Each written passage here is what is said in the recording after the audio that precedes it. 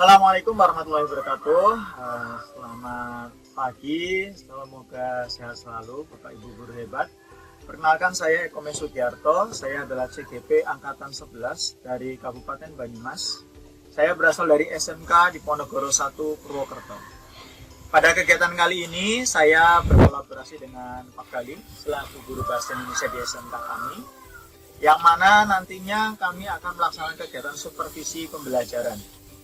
Dan pada hari ini adalah kegiatan prasupervisi. Saya dan Pak Gali akan merencanakan kegiatan supervisi agar nantinya kegiatan supervisi dapat berjalan dengan baik dan memberikan hasil yang optimal dalam meningkatkan pembelajaran seperti yang diharapkan.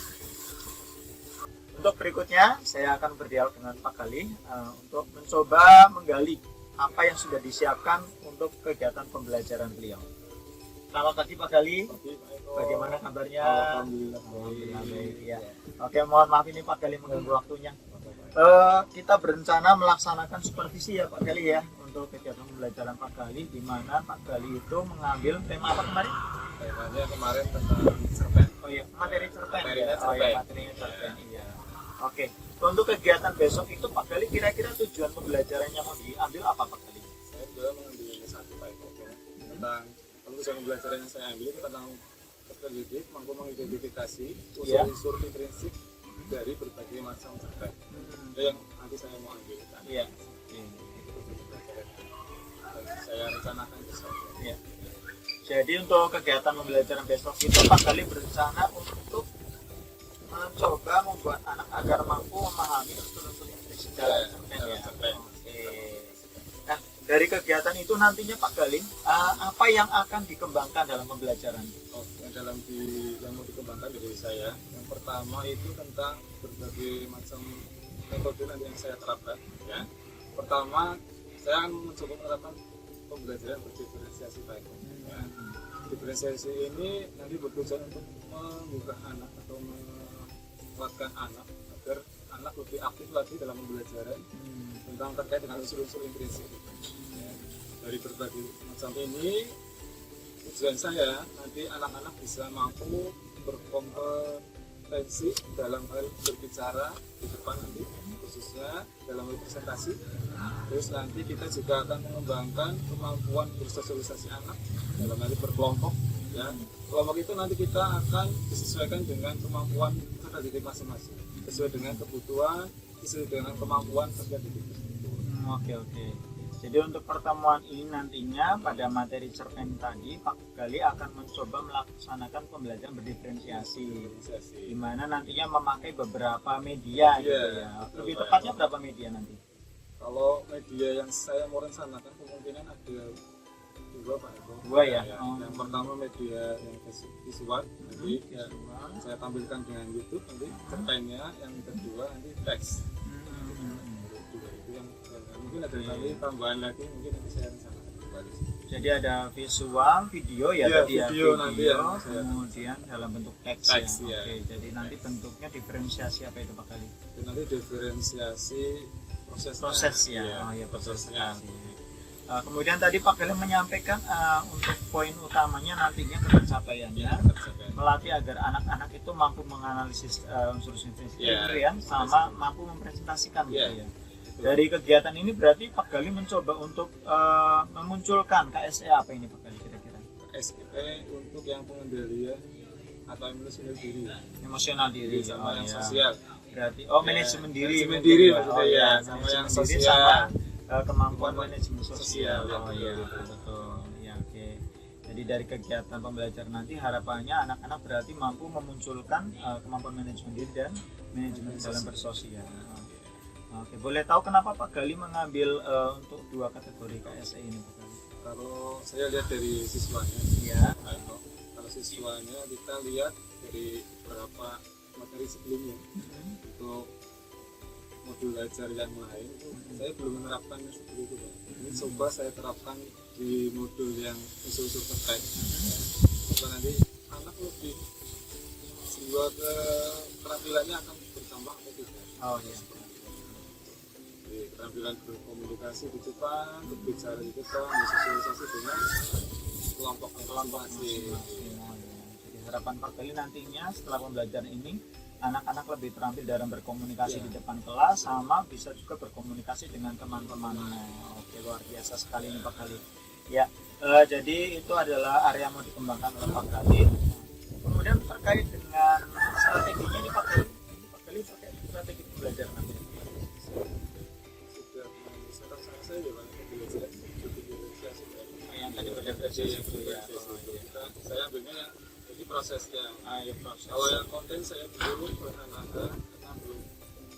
Kemudian nanti kemungkinan nanti di materi yang kedua kita baru isi kita mencoba yang kontennya dulu. Yang prosesnya dulu. Iya prosesnya dulu. Nanti yang konten. Oh, yang kontennya. Ya, bertahap berarti gitu ya Pak Gali. Coba. Oke, ya perencanaannya bagus sekali itu Pak Gali. Oke, jadi nantinya anak-anak tuh kegiatannya modelnya bagaimana? Kegiatannya ya, dari awal kita biasa seperti materi. Nanti saya tampilkan medianya menggunakan media PowerPoint. Materi semua saya lakukan di situ. Ya, terus anak-anak setelah itu berdiskusi. Saya buat kelompok berdasarkan minat anak-anak.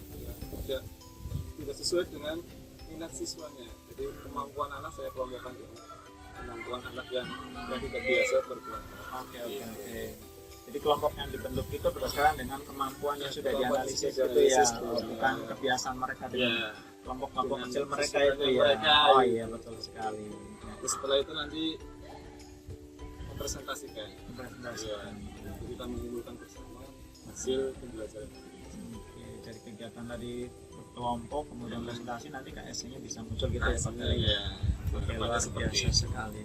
Sepertinya rencana Pak Gali sudah cukup matang sekali ini. Oke, untuk pelaksanaan kira-kira kapan Pak Gali? Pelaksanaan saya akan melaksanakan pembelajaran saya hari Selasa. Selasa ya? 7 sampai dengan jam 9. Oh, di jam pertama. Ya, di jam berarti ya? pertama. Oke. Ya, gitu saya di jam 7 sampai jam 9. Oke. Ya. Sepertinya sudah cukup banyak yang kita gali nih Pak Gali. Semoga nantinya ini bisa jadi persiapan yang baik agar ketika masuk dalam kelas proses pembelajaran ini bisa berjalan dengan maksimal. Ya. Tentunya dengan harapan semua tujuan yang tadi sudah disampaikan bisa muncul dan bisa betul di dalam diri Anda. Oke, baik Bapak dan Ibu guru hebat, demikian kegiatan pra supervisi kami, di mana nantinya Pak Gali berencana melakukan pembelajaran di hari Selasa jam pertama sampai dengan jam ketiga. Ya, saya cukupkan, terima kasih. Wassalamualaikum warahmatullahi wabarakatuh.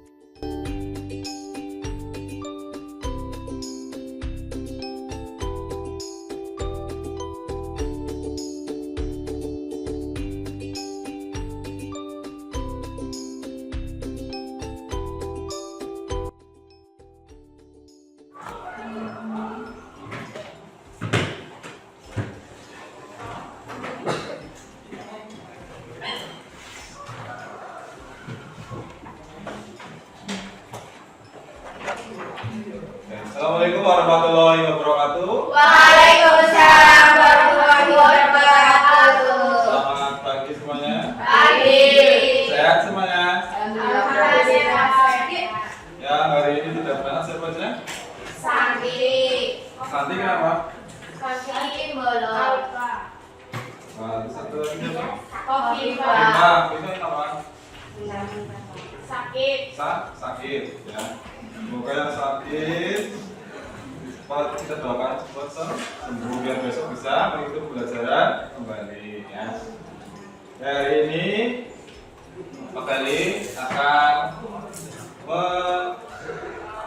adalah sekarang cerpen, cerpen ya.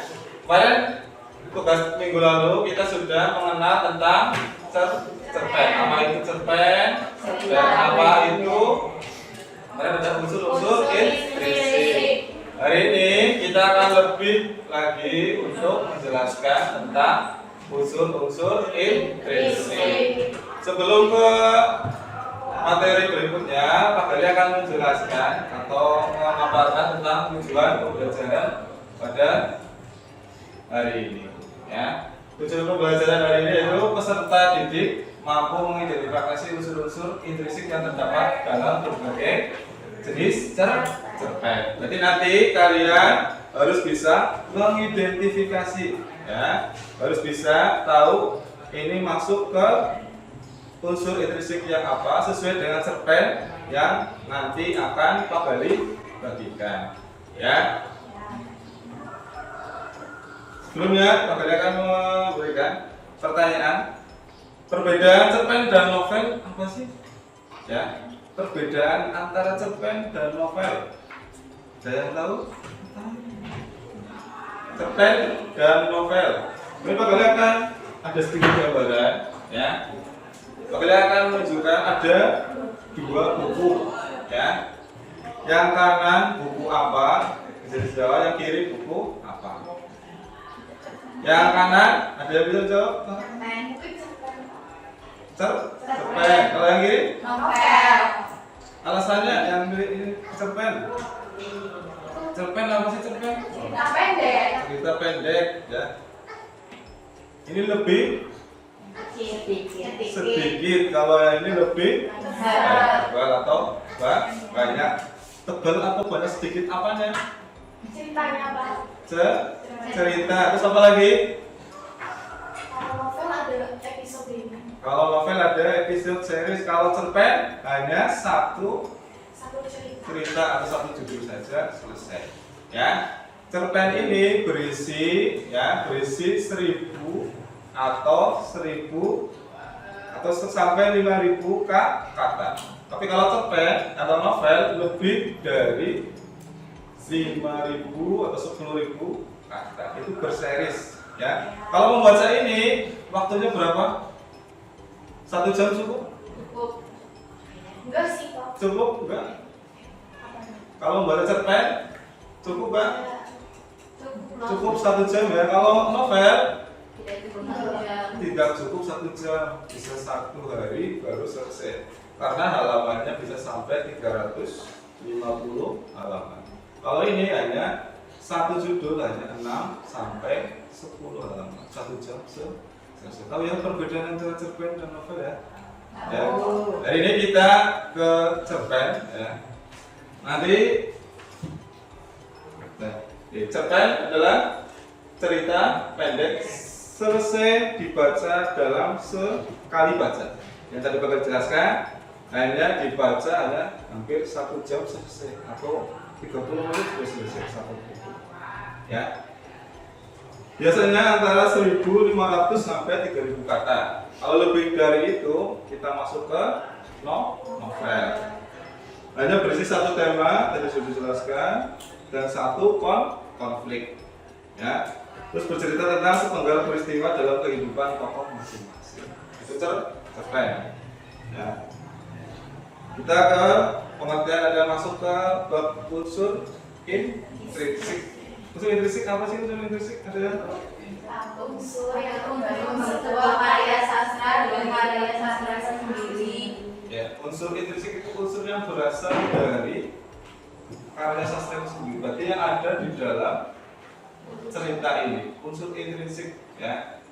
Ada yang namanya unsur intrinsik dan ada yang namanya unsur yang satu lagi namanya ekstrinsik. Berarti itu yang ada di luar dari cerpen ini, ya. Di luar dari cerpen ini, ya, kita hari ini hanya membahas tentang unsur intrinsik karena dari tujuan pembelajaran di awal peserta didik mampu diharapkan untuk mengidentifikasi unsur intrinsik. Untuk pertemuan minggu depan kita masuk ke ekstrinsik. Ya, unsur intrinsik adalah unsur yang membangun sebuah karya sastra dari dalam karya sastra itu sendiri. Dan unsur yang membangun karya sastra dari luar itu unsur ekstrinsik.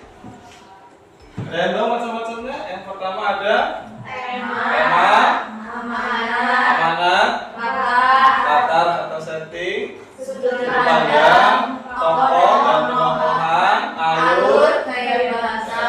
Yang pertama dulu, tema. Ada yang tahu tema belum jelaskan? Tema. Tema judul dari cerpen. Ada yang lain? Angkatan? Afi? Angkatan? Tema.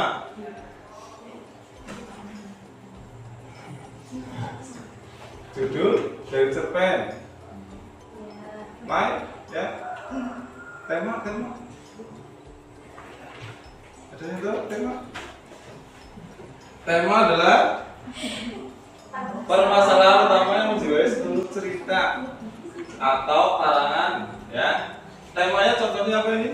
Ada tema percintaan, kehidupan sosial, ada lingkungan hidup, ada agama, ya. Berarti tema adalah permasalahan utama. Berarti seluruhan itu menjelaskan atau menceritakan tentang apa sih? Ya. Misalkan kalau tentang percintaan, berarti isinya tentang cinta. Apalagi? Bisa dijelaskan? Percintaan berarti isinya tentang pertemuan antara dua sepasang, misalkan ya. Si Afi dengan Anto, berapa ya? Itu percintaan itu kehidupan sosial sama lingkungan hidup dan agama, ya. Nanti Pak Gede mencontohkan beberapa cerpen, nanti Pak Gede ada cerpen, ya. Nanti ini temanya apa, nanti kita identifikasi bersama, ya. Yang kedua ada amanat. Amanat ini berisi apa? Pesan yang ingin disampaikan oleh pengarang atau penulis, ya. Setiap cerpen ada amanatnya tidak? Ada. Misalkan tema percintaan, ada amanatnya? Ada. Tentang agama ada? Berarti semua ada amanatnya. Ya. Amanat dalam cerita bisa berupa nasihat, ya, anjuran atau larangan untuk melakukan tidak melakukan sesuatu, ya. Misalkan hendaknya kita selalu berbakti kepada orang tua, janganlah kita senang berbohong. Ya, ini amanat. Yang berikutnya ada latar atau setting. Kita sudah mengenal dari kelas kemarin, kelas 10 sudah mempelajari tentang cerpen, ya. Kita pakai ada mengulang kembali, ya. Untuk latar ada 3, ada latar waktu, ada latar tempat, ada latar suasana. Latar waktu berarti menunjukkan tentang kejadian pada waktu cerpen itu diceritakan. Contohnya, latar waktu yang menunjukkan keterangan waktu, kata yang menunjukkan keterangan waktu. Hari ini, apa lagi? Esok hari, itu apa lagi? Malam hari, siang hari, sore hari, pagi hari, ya. Itu menunjukkan latar waktu. Yang kedua latar tempat, yang menunjukkan latar tempat. Contohnya kalau kata-kata di cerpen biasanya cerita di bawah pohon, terus di rumah, di hutan, di pantai, lagi di sekolah. Kita lagi di sekolah. Ini juga sebagai latar tempat. Paham ya latar waktu dan tempat, ya? Sekarang latar suasana. Kata suasananya seperti apa sih? Dari ini gembira, senang. Apalagi suasana sekarang yang ada di sini. Oh, apalagi suasana yang kita bangun hari ini. Yang kalian rasakan suasana hari ini? Senang, gembira. Apalagi yang sini, sebelah sini. sedih. Terus sejuk ya. Ya, sejuk, sedih, senang, gembira itu latar suasana. Lanjut kita ke sudut pandang. Ada yang baru pernah dengar sudut pandang? Sudah pernah dengar sebelumnya?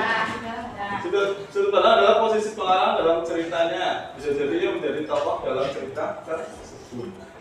Ya, biasanya ada namanya tokoh aku, ya. Biasanya itu pengarang yang menuliskan, itu menjadi sudut pandang orang pertama. Ya, atau bisa juga dia menjadi pencerita saja atau pengarang berada di luar cerita. Berarti Pak Gali menyebutkan tokoh Afi itu di luar cerita, atau Pak Gali menyebutkan tokoh Dea, ya, itu sebagai sudut pandang pengarang. Yang pertama kita ada sudut pandang orang pertama.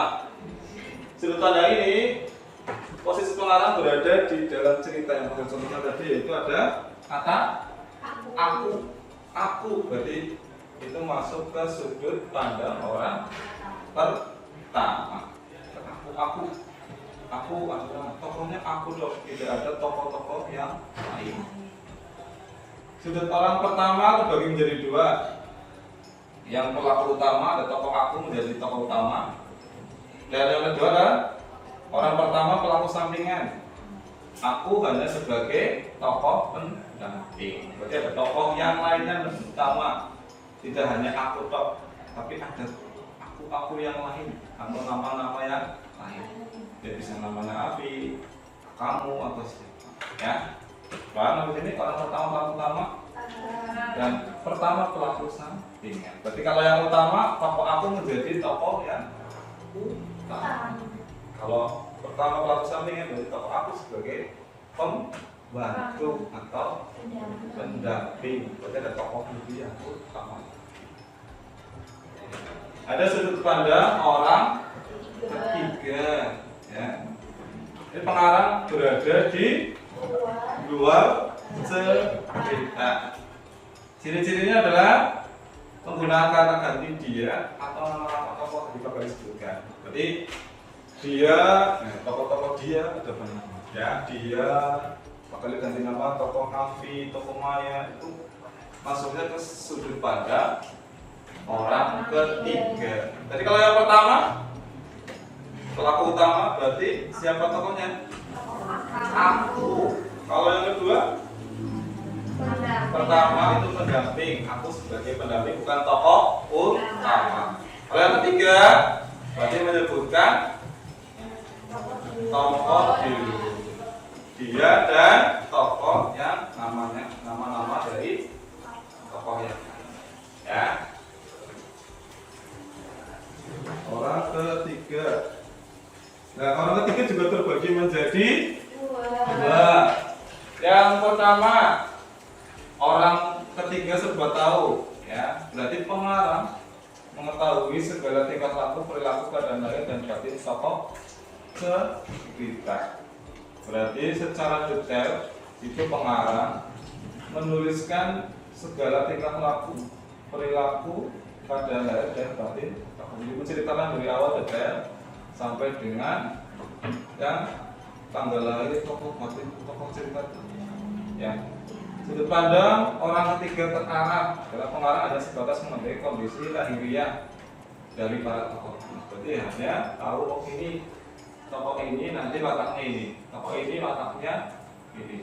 Yang tidak sedetail yang tadi dari awal lahirnya apa itu wataknya itu batinnya seperti ini. Kalau ini hanya dalam kondisi sebatas, tidak menyeluruh secara detail.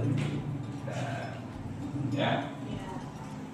Lanjutnya ada tokoh. Nah, tokoh di sini ya, tahu semuanya tokoh ya? Tahu yang namanya tokoh? Tahu. Tokoh berarti apa? Orang. Ada lagi yang sebelah sini ya. Dia yang lainnya? Tokoh pelaku, orang, individu, ya, yang berada dalam satu cerita, ya. Dijelaskan di depan juga adalah individu rekaan yang mengalami peristiwa atau berkelakuan, memiliki sifat atau watak di dalam berbagai peristiwa dalam cerita. Ya, itu namanya tokoh. Berarti di situ tokoh itu mempunyai watak sesuai dengan cerita atau tema yang diangkat oleh pengarang. Ya. Sedangkan wataknya terbagi menjadi 3. Kalian mengenal ada tokoh? Protagonis, antagonis, ada tritagonis. Kalau di sinetron kan sering lihat kan? Sering lihat sinetron kan? Ada yang paling sering kalian tahu berarti tentang tokoh yang antagonis. Yang kalian ingat-ingat kalau kalian lihat sinetron atau film-film pasti kalian ingatnya yang antagonis. Berarti yang apa? Yang jahat. Ya. Kalau yang baik apa? Protagonis. Kalau sebagai penengah, Tritagonis. Nah, ya, tadi kalau yang jahat-jahat, antagonis ya. Di sinetron biasanya sering kalau yang di Indosiar, SCTV, ya itu sering ada yang beberapa tokoh utama jadi antagonis, tapi nanti di akhir jadi baik. Protagonis, ya itu tergantung pengarang yang membuat. Ya. Lanjutnya penokohan. Penokohan apa? Pengarang. Watak, ya berarti watak tokoh. Penokohan itu perwatakan. Ya, berarti menunjukkan watak tokoh aku di cerita ini apa sih? Ya, watak tokoh si Bea di cerita ini apa? Dan watak tokoh Afi di ceritanya Afi apa? Ya, tokoh dibagi menjadi dua. Ada yang penokohan secara langsung atau kalau kita disebut analitik. Ya, yang kedua penokohan secara tidak langsung atau dramatik, ya. Kalau secara langsung penokohan itu menjelaskan watak atau citra tokoh dengan kata-kata secara langsung di dalam cerita. Ya, misalnya tokoh A adalah orang yang cerewet dan suka mengadu domba. Itu ada di dalam cerita dan disebutkan di dalam cerita. Ya, atau bahwa fisik B, tokoh B adalah cantik, rambutnya hitam, bergeris. Ya, itu langsung, berarti langsung berada di dalam teks yang ada di dalam cerpen. Di sini disebutkan. Misalkan tokoh satria sangat pemberani dan bijaksana. Jadi itu digambarkan secara perwatakan secara langsung, ya, atau analitik, ya. Yang kedua namanya penokohan tidak langsung. Ya, ini penggambaran watak tokoh dilakukan secara tersamar. Tersamar tahu? Tidak disebutkan di dalam cerita. Berarti kita harus mencari, menerka-nerka watak tokoh dari cerita tersebut, dari kata-kata yang muncul di cerita tersebut. Ya. Pada penokohan jenis ini pembaca bisa menentukan watak tokoh dari pertama pikiran tokoh. Ya, biasanya kan ada kata-kata yang tanda kutip di dalam cerpen. Kenapa itu bisa ada pikiran-pikiran dari tokoh atau dialog di dalam cerpen ada dialog. Ya. Pungkasnya atau dari kata B gitu kan. Ada tingkah laku kita lihat dari kata-kata di dalam cerpen juga. Terus lingkungan sekitar tokoh, reaksi tanggapan dari tokoh lain atau keadaan fisik tokoh yang tidak disebutkan di dalam cerita yang namanya tidak langsung atau dramatik. Ya, sampai di sini ada pertanyaan? Berarti sudah ada berapa tadi? Tema, amanat, latar,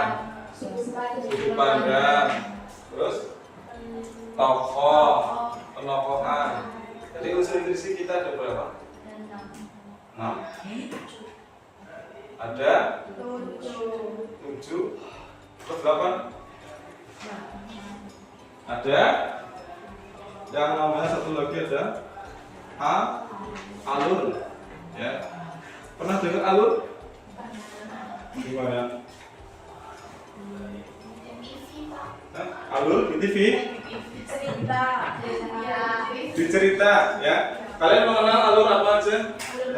Alur ada maju, alur, maju, terus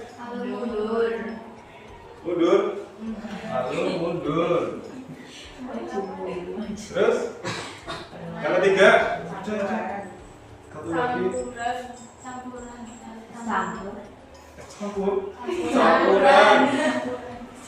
Campuran berarti apa?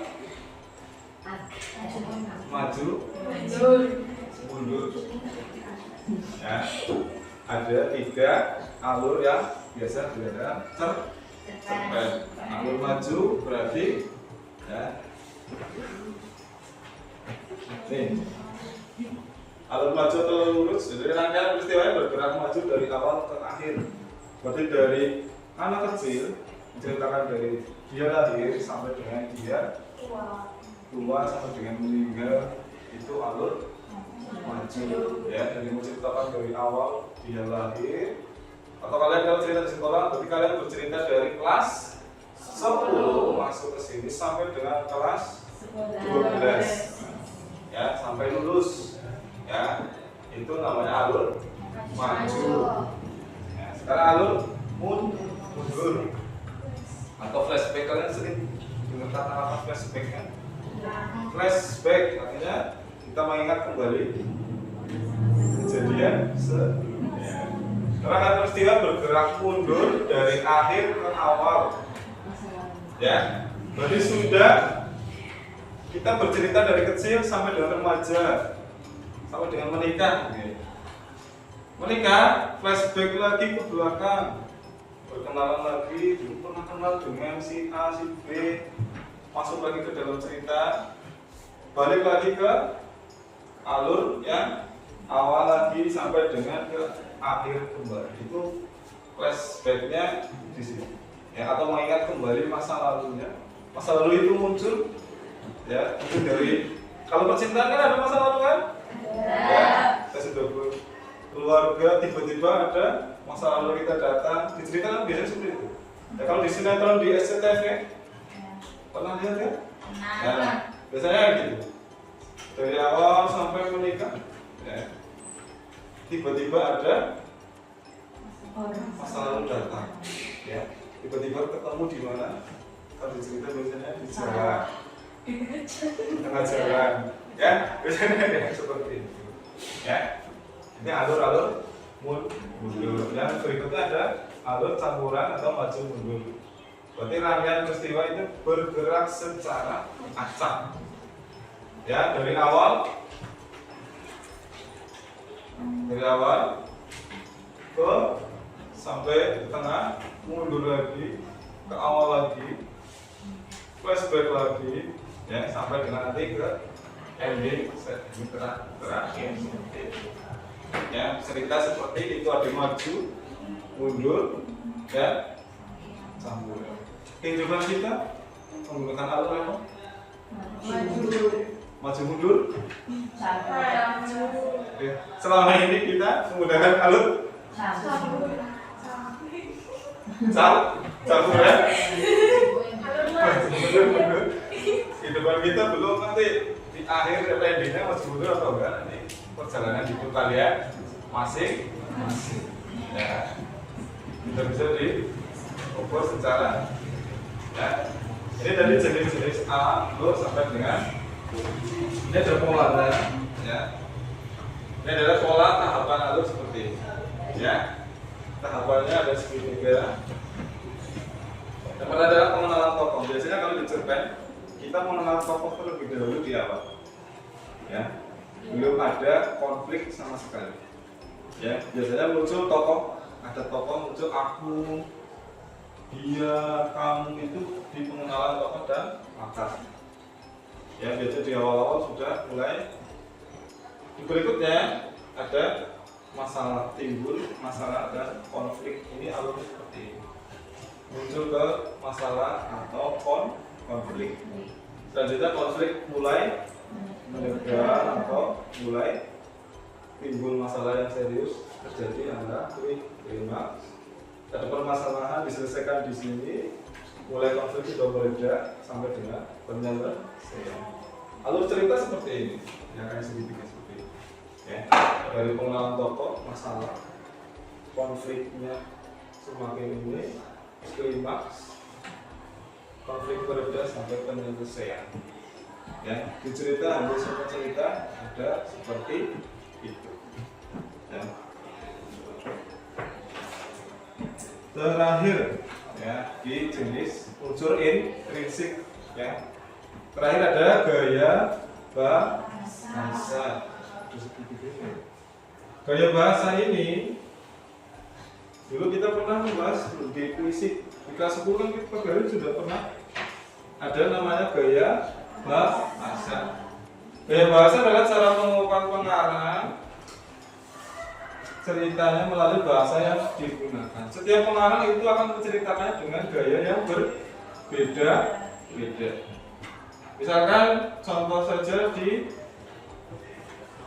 Ahmad Tohari, ya, dia menggunakan kalimat-kalimat yang indah dan kuat mendeskripsikan latar dalam ceritanya. Ya, biasanya kalau Ahmad Tohari dan lain-lain itu biasanya kalau sesuai dengan daerah masing-masing, biasanya cerita itu mengangkat bahasa daerah masing-masing. Misalnya ada berasal dari Jawa atau Banyumas, biasanya mengangkat bahasa-bahasa Banyumasan. Ya, biasanya kalau dari area timur juga sama, ya, mengangkat bahasa-bahasa timur. Begitu.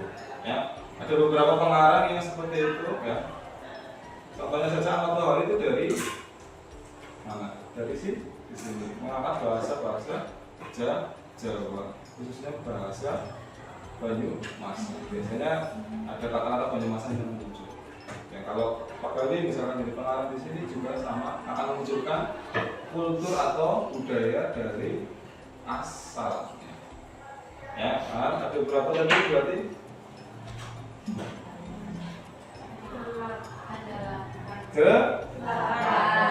Ya, ada 8 unsur intrinsik yang berada di dalam cerpen. Ya, tadi pertama ada tema, amanah, mata, tokoh, penokohan, alur, sudut pandang, sama gaya bahasa. Ada 8.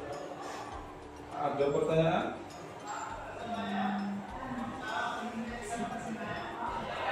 Angkat tangan dulu kalau ada pertanyaan. Ada pertanyaan? Tidak. Ada pertanyaan? Nafi, ada? Mau bertanya tentang tema atau ada yang masih di? Kalau tidak, kalian lanjut, nanti kita akan diskusi, ya. Diskusi kelompok, ya. Nanti Pak Gali bagi menjadi 3 kelompok, ya, untuk mengidentifikasi mengenai unsur intrinsik pada cerpen. Nanti Pak Gali akan sediakan 2, ya, 2 cerpen.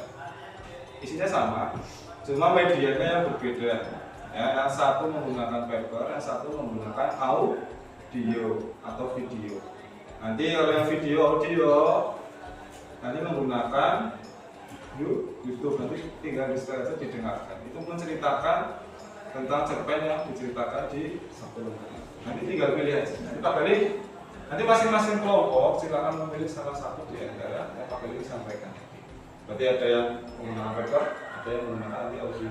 Nanti di setel aja, ya, di setel, atau satu kelompok itu memilih dua-duanya, ya, bisa baca sambil mendengarkan. Ya, sekarang Pak Gali bentuk kelompok terlebih dahulu, ya. Kelompok pertama, ya, dari Afi, Natasha, Siti, dan Ayu. Yang kedua dari Dea, Atta, dan Arin. Ya.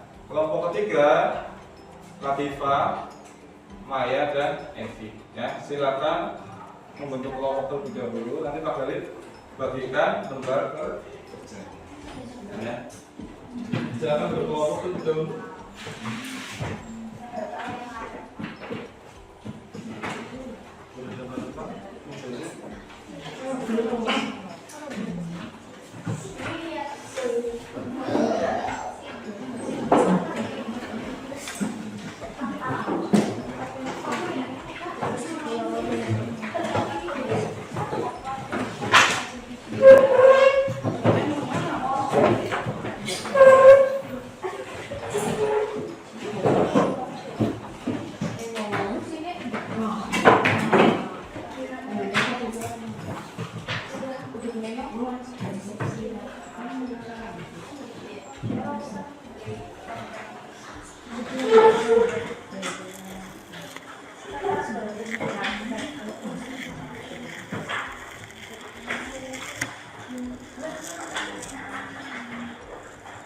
Kemudian video dan kembali dikirimkan lewat grup WA.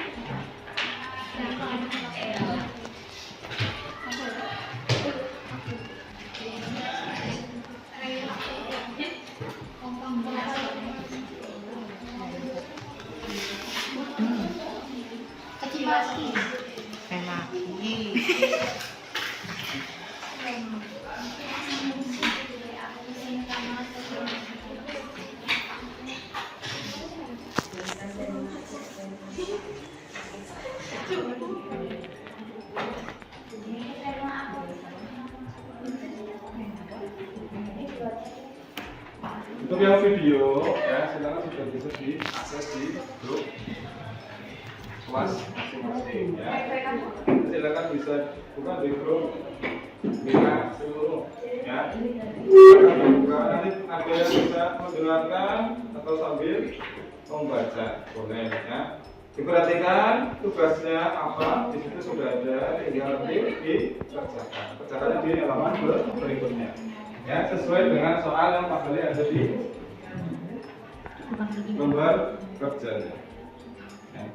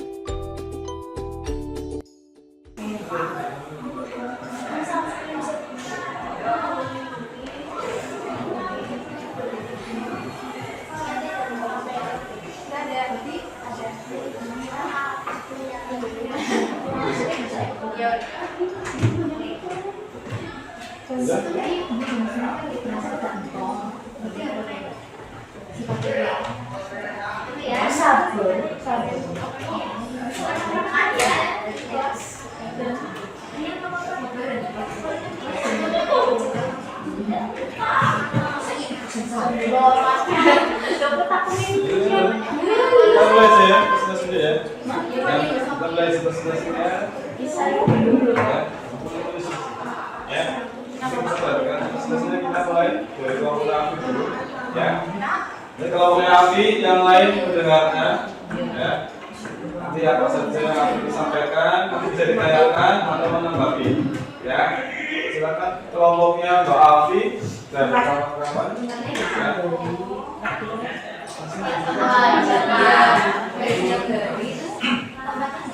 Hati-hati yang buka.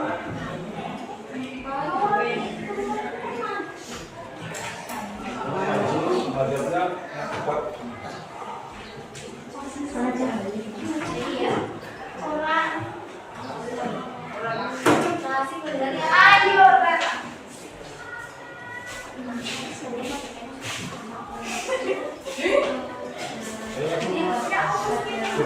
Siang hari.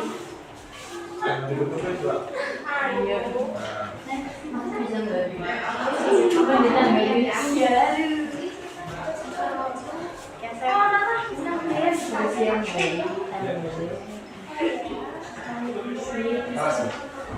Assalamualaikum warahmatullahi wabarakatuh. Waalaikumsalam warahmatullahi wabarakatuh. Kami dari kelompok 1 yang beranggota pada tahun ini, Natasha, Siti, dan Ayu ingin membacakan presentasi kami yang berjudul pertanyaan yang pertama, jelaskan tema cerpen yang telah kamu baca. Jawabannya, temanya tukang cukur. Tukang cukur. Ya. Yang kedua. Sebutkan dan jelaskan karakteristik tokoh utama dalam cerpen tersebut. Seorang anak yang mengerti keadaan yang hobi orang tua. Yang lain sama dan berbeda nanti kita sampaikan di presentasinya berikutnya. Pertanyaan berikutnya, Gambarkan latar tempat dan waktu cerita secara rinci. Kawasan pinggiran kota Brebes, latar waktunya setiap hari kecuali minggu. yang keras ya. Kawasan pinggiran kota Kudus setiap hari kecuali minggu dan hari libur.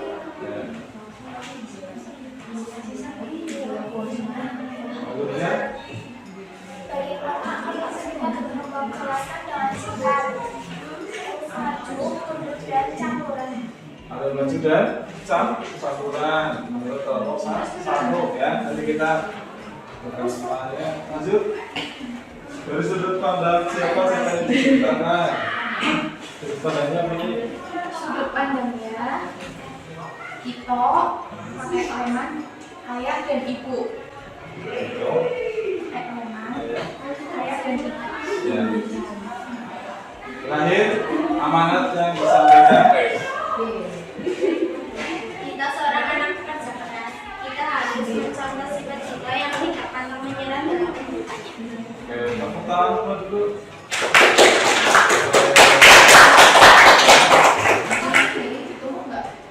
Ini terima kasih ya sudah menjibu ya. Jadi beberapa sudah disampaikan.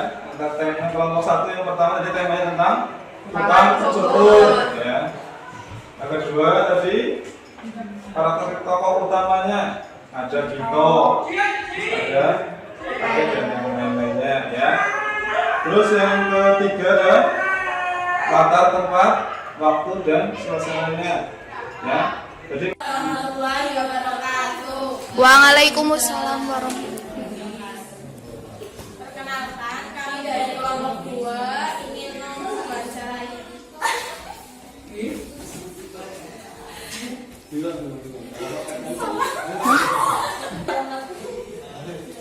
Assalamualaikum warahmatullahi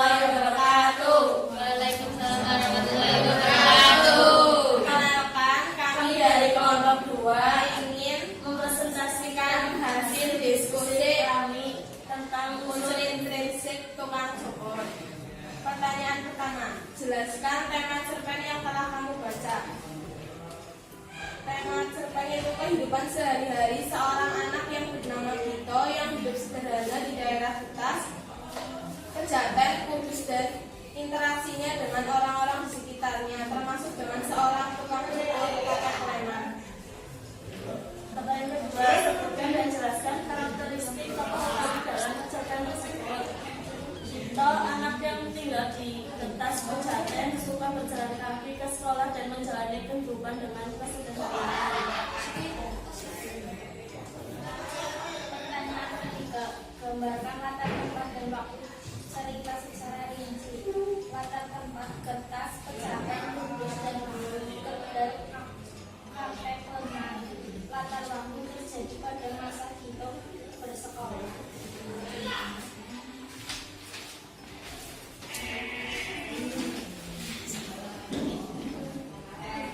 Pertanyaan keempat, bagaimana alur cerita berkembang? Jelaskan dengan singkat. Alur campuran dimulai dari kehidupan Gito sehari-hari yang berjalan kaki ke sekolah, kemudian pulang ke rumah di mana terjadi interaksi dengan kakek Kleman. Kakek Kleman memberikan nasihat kepada Gito yang disampaikan melalui tanya jawab sederhana. Pertanyaan kelima, dari sudut pandang siapa cerita ini diceritakan? Sudut pandang orang ketiga karena menyebutkan tokoh. Pertanyaan keenam, menurutmu apa amanat yang ingin disampaikan penulis melalui cerpen ini? Amanatnya menerima dalam keadaan hidup dengan bijak, menghargai pekerjaan yang dilakukan oleh orang lain. Jadi dari sampaikan kelompok 2 mengenai prinsip yang sudah dianalisa dan diidentifikasi. Jadi yang pertama temanya tentang kehidupan sehari-hari tukang Gito sebagai tukang pukul. Yang kedua tokoh utamanya dari siapa aja? Ada Gito, ya Gito. Penemuannya gimana wataknya Gito? Jadi menyebutkan watak Gito juga.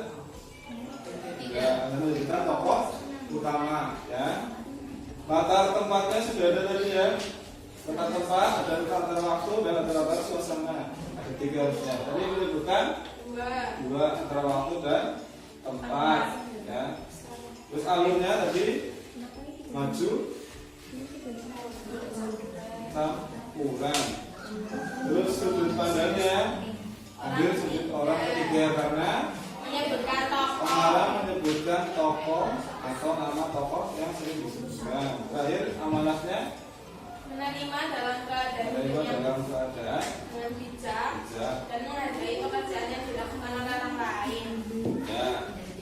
Kalau amanat itu bisa diambil dari kalau kalian sudah membaca seluruh isi cerpen, baru kita bisa mengambil pesan atau amanatnya. Kita dari sekian banyak itu sudah hampir semua betul. Ya. Oke, kita beri aplaus semuanya. Silakan ditutup, Mbak Dea, kelompok 2. Sekian dari kelompok kami. Wassalamualaikum warahmatullahi wabarakatuh. Waalaikumsalam warahmatullahi wabarakatuh. Terakhir. Waalaikumsalam warahmatullahi wabarakatuh. Saya dari kelompok 3 ini mempresentasikan tentang unsur intrinsik cerpen. Jelaskan tema cerpen yang telah kamu baca. Temanya tentang tukang cukur. Ya. Jelaskan dan sebutkan dan jelaskan karakteristik tokoh utama dalam cerpen tersebut. Tokoh utama Gito adalah mandiri, bekerja keras dan menghargai ekonomi orang tua. Ayah ibunya ikhlas dan sabar. Sudah. Gambarkan latar tempat dan waktu cerita secara rinci. Latar tempat Pohon Cemara, Kota Kudus, dan Kampek. Latar waktu pada siang hari. Latar suasana menegangkan dan sedih.